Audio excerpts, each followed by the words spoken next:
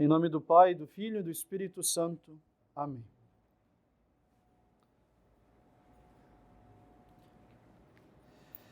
Nós lemos o seguinte na coleta da missa de hoje. Dai, Senhor, ao vosso povo, que evite as ciladas do demônio e vos sirva de coração puro, a vós, seu único Deus e Senhor. Essa é a oração da missa que o Padre oferece a Deus hoje, em nome de todos os fiéis e em nome da Igreja oficialmente. Dai, Senhor, que o vosso povo evite as ciladas do demônio. Essa coleta não veio de maneira acidental, ela vem, sobretudo, baseada nessa epístola da missa, da leitura de hoje, a leitura da epístola de São Paulo, onde São Paulo nos ensina a importância da unidade entre os fiéis e entre nós, onde ele diz que há um só corpo, um só Espírito, há um só Deus e Senhor, há uma só fé, há um só batismo, há um só Deus que preside a todos, que está acima de todos, que age em todos. São Paulo, na epístola de hoje, quer insistir na unidade dos fiéis. E quando a coleta da missa vem dizer: dai, Senhor, ao vosso povo que evite as ciladas do demônio, ela vem nos encorajar a destruir aquilo que é próprio do demônio. E nós sabemos que o demônio é próprio do demônio dividir. O demônio é o pai da divisão, é o autor de toda divisão. E todo tipo de divisão que prejudica as instituições fundadas por Deus, seja a igreja, a família, a sociedade, mas também as divisões que nascem de maneira caótica nas nossas relações de todo dia, são certamente fruto da obra do demônio, que é o pai de toda divisão. Ele que não pôde suportar ver a unidade do céu, onde se adorava a perfeição de um só Deus, onde se tinha a clareza de uma só fé, de uma só doutrina, em todo caso. O demônio que não pôde aceitar, partilhar com os homens, dividir com os homens a unidade da mesma fé em Jesus Cristo feito Deus, é considerado o pai de toda divisão. É ele que provoca a divisão, que divide entre os filhos de Deus e os filhos das trevas. É ele que incita ao pecado, é ele que incita pela tentação, que incita ao pecado. É ele que deseja ver os homens conduzidos ao mesmo reino, que é aquele onde ele se encontra, o inferno, onde Deus não tem lugar, porque simplesmente nós não quisemos participar do único plano de Deus estabelecido para todos os homens. Portanto, o demônio é o pai de toda divisão. O demônio é o pai da divisão. E quando nós pedimos na missa de hoje, Senhor, livrai-nos das ciladas do demônio, nós pedimos que Deus nos livre, de maneira particular, de toda divisão. Há uma só fé, um só batismo, um só Senhor. Por isso que é obra do demônio todo tipo de divisão contra a fé, contra o batismo, contra Deus. É obra do demônio a criação de todas essas seitas, ainda que se digam de denominação cristã, mas é obra do demônio a divisão na Igreja de Jesus Cristo. A Igreja, nós também temos que começar aos poucos a perder esse costume, se nós temos ou se conhecemos, podemos ensinar as pessoas. Nós não somos, não tem nada que soa mais contrário ao ouvido, por exemplo, de que igreja você faz parte. Eu sou da católica, como se fosse uma igreja a mais. Nosso Senhor Jesus Cristo instituiu uma igreja, única igreja, uma só fé. E é nota dessa igreja, é característica dessa igreja ser católica também. É característica da igreja fundada por Nosso Senhor Jesus Cristo ser católica, ou seja, universal, que deve ser anunciada a todo mundo, da maneira igual a todos os povos, a todas as raças, a todas as gentes, e todas as pessoas devem participar dessa fé. Então, a nossa igreja é católica enquanto característica da igreja fundada por Deus, mas não é uma igreja mais existente.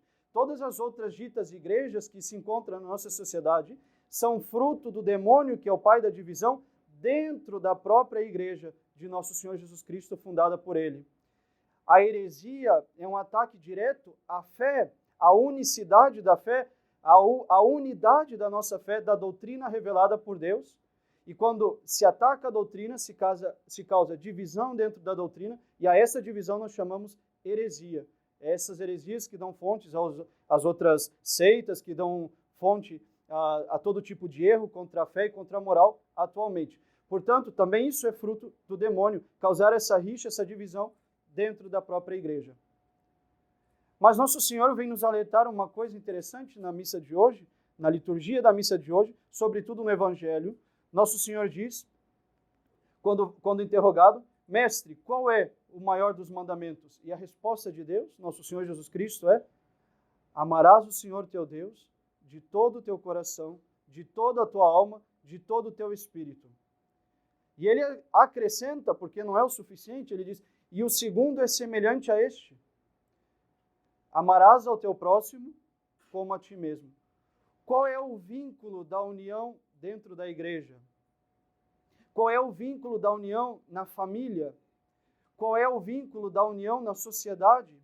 Qual é o vínculo da união das nossas relações? É a caridade, é o amor a Deus, em primeiro lugar, e ao próximo como a si mesmo. Nisso se resume a lei e os profetas, diz Nosso Senhor Jesus Cristo.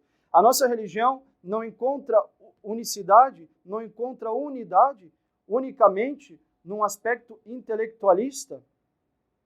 E também a nossa religião não encontra unidade num aspecto filantrópico. A nossa religião encontra unidade na caridade, na qual se resume a lei e os profetas. Ou seja, existem dois erros quando nós olhamos para a caridade, existem dois tipos de erros completamente opostos e maléficos entre eles. O primeiro é pensar que a caridade é a obrigação de amar todo mundo. Que nós temos que gostar de todo mundo, que temos que querer ter uma inclinação natural a gostar de todo mundo, mesmo de quem nos faz mal. Isso é um erro. Não é isso que é a caridade cristã. E o segundo erro contra a caridade é justamente o farisaísmo. Achar que para nos salvarmos basta o conhecimento de uma doutrina, da doutrina de Nosso Senhor Jesus Cristo, da fé em Nosso Senhor Jesus Cristo, e que não precisa acompanhar a obra em relação ao próximo para que nós venhamos a nos salvar. Ou seja, o amor ao próximo. Que nós não devemos exercitar em nós virtudes que nos fazem semelhantes a Deus, que nos amou, e por isso nós também devemos amar ao próximo. Então existem dois erros em relação à caridade. O primeiro é essa ideia de achar que temos que amar todo mundo, gostar de todo mundo, no sentido de querer estar com todo mundo, se sentir bem com todo mundo. E o segundo é achar que nós não precisamos de atos de caridade para nos salvar, mas que basta o conhecimento, basta a fé, basta simplesmente se dizer católico, então, e nós somos salvos. Não, o que nos salva, o que nos une, o que mantém um vínculo, que é justamente isso do que nós pedimos que Deus nos livre enquanto cilada do demônio, é que nós tenhamos todos a caridade, que o amor de Deus habite em vossos corações, como diz São Paulo. Como diz São João também, apóstolo, quem diz amar o Deus que não vê, mas odeia o irmão que vê, é um mentiroso. Ou seja, o amor ao próximo, sim, está condicionado à nossa religião, está condicionado à nossa salvação. É preciso, entretanto, entender bem o que quer dizer amar ao próximo. Em primeiro lugar, amar ao próximo não quer dizer gostar de todo mundo. Amar ao próximo quer dizer querer ao outro o melhor para ele. E ainda que eu não tenha uma inclinação natural a gostar dessa pessoa, que essa pessoa me aborreceu, que essa pessoa me ofendeu, que essa pessoa me incomoda, eu devo sim, como mandamento e condição para manter a unidade da igreja e a unidade na fé que nos salva, nós devemos ao menos querer o melhor para essa pessoa. Ou seja, que ela se salve, que ela encontre Deus, que ela se converta. Essa é a primeira característica do amor ao próximo, querer o melhor para outra pessoa. E o melhor para outra pessoa é que ela se salve, que ela se converta, que ela encontre Deus, que se ela estiver errada, recupere, saia dos seus erros. E para isso implica necessariamente que venhamos, se possível, a rezar por essa pessoa. Mas nada nos obriga a querer tomar um café da tarde com a pessoa, passar nossos momentos com ela, estar com ela todo o tempo, ou mesmo falar bem dela por aí. O que nós não devemos é falar mal nesse caso. Mas nós não temos a obrigação de falar talvez bem, porque simplesmente seria algo artificial, não seria algo natural. Então, em primeiro lugar, a caridade nos faz querer o melhor para outra pessoa. Isso é fundamental. Depois, a caridade deve ser vivida em relação ao próximo, diz Nosso Senhor Jesus Cristo. Portanto, deve ser vivida, em primeiro lugar, junto dos nossos mais próximos, a nossa família. Aos filhos, junto dos pais. Aos que são casados, junto do esposo, da sua mulher, do seu marido e dos seus filhos. Os filhos em relação aos pais e aos casados em relação ao outro e aos seus filhos. É nesse primeiro lugar que se exerce a caridade. Amar ao próximo é o mandamento direto de Nosso Senhor. Às vezes é mais fácil amarmos com caridade tantas outras pessoas, e aquelas que são as mais próximas é o mais difícil. Então lembrem também que a primeira regra se aplica nesse caso também. Pode ser que alguém me magoou, pode ser que foi difícil suportar alguma coisa, pode ser que alguém me ofendeu de tal maneira, pode ser que na vida de todo dia a relação vai perdendo, talvez os filhos em relação aos pais vão perdendo, se já tiveram um encanto pelos pais, ou o casal vai perdendo entre eles um certo encanto da vida conjugal, mas o amor, a caridade não está fundada nesse encanto. A caridade não está fundada numa relação de bem-estar entre um e outro. A caridade está fundada no fato de querer o melhor para o outro, de rezar por ele e, sobretudo, aquilo que diz São Paulo como mandamento na epístola de hoje, suportai-vos uns aos outros. Nós temos que destruir em nós essa mentalidade moderna que tudo aquilo que nos causa um pouco de sacrifício e de trabalho deve ser rejeitado. Não. Nós devemos suportar as coisas que devem ser suportadas, sobretudo nós devemos suportar o nosso próximo. Marido e mulher devem se suportar um ao outro. Os filhos devem suportar os pais devem suportar os filhos. E suportar não é só carregar com peso de maneira desgastante, mas suportar é ser capaz de compreender de que eu não preciso que todo mundo se adeque aos meus parâmetros de bem-estar.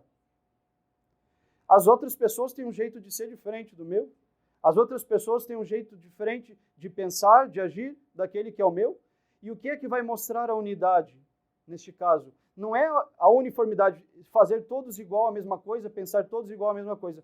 Ainda que tenha que haver, sim, uma comunhão de princípios, o que vai mostrar a uniformidade entre nós é a capacidade de, pela caridade, ou seja, pelo sacrifício, pelo amor ao próximo, pela renúncia de si mesmo, suportar-nos uns aos outros. Essa é a linguagem que deveria estar presente em nós. Essa é a realidade que devia ser sempre inspirada em nós. Suportar-nos uns aos outros e não abandonar quando as coisas são difíceis. Não tratar mal quando o outro pode livremente agir de outra maneira que não seria aquela que eu agiria. Ou seja, suportar-nos uns aos outros. Essa é a regra de São Paulo. Suportar-nos na caridade, ou seja, num amor sobrenatural, que é capaz do sacrifício, que é capaz da renúncia de si mesmo em vista do outro. Claro, isso não vale para o pecado. O pecado é a semente do demônio, da divisão. A unidade deve existir em Deus e não nas coisas ruins. Uma sociedade má, seja ela a sociedade civil, seja ela a sociedade que nós formamos, é aquela que nasce na cumplicidade do pecado. O que deve nos inspirar, nos alegrar, nos motivar é unirmos-nos em Deus, na verdadeira fé, no verdadeiro Deus, no verdadeiro batismo. E em todo o resto, inclusive nessas coisas, suportarmos-nos pela caridade. Ou seja, esse amor que é capaz de querer o melhor para o próximo e de saber se sacrificar quando é necessário. Então, peçamos a Nosso Senhor, nessa liturgia de hoje, na Santa Missa de hoje, que nos dê a graça da caridade verdadeira. Essa caridade que salva, que é o vínculo de união da Igreja, que é o vínculo de união da nossa sociedade, seja ela familiar, seja ela civil, seja ela as nossas relações de todo dia. O que deve nos animar é a caridade. Este deve ser o vínculo da verdadeira união da nossa sociedade. Todo o resto é balela. Quando, para um católico, e a Igreja, e Deus ele mesmo, não tem interesse nenhum na filantropia, por exemplo. Esse é um conceito, sim, maçônico dos nossos dias de prática da caridade, vamos dizer assim. O que Deus espera de nós é o auxílio mútuo, é a suportação mútua, que um ajude o outro pela caridade, mas não pela filantropia. A filantropia não é o vínculo de união da Igreja, é a caridade em um ao outro, que é o vínculo de união. Ou seja, fazer as coisas pelo outro em vista de Deus e por um amor livre, gratuito, em relação ao outro. Isso é a verdadeira caridade. suportar-nos uns aos outros dentro da família, dentro das nossas relações. Essa deve ser a graça dessa missa de hoje. Pedir a Deus que nos una a todos na caridade, que é o vínculo que Ele estabeleceu para que, de fato, as nossas sociedades possam se conservar unidas, porque presididas pela mesma fé, pelo mesmo Deus, pelo mesmo batismo. Em nome do Pai, do Filho e do Espírito Santo. Amém.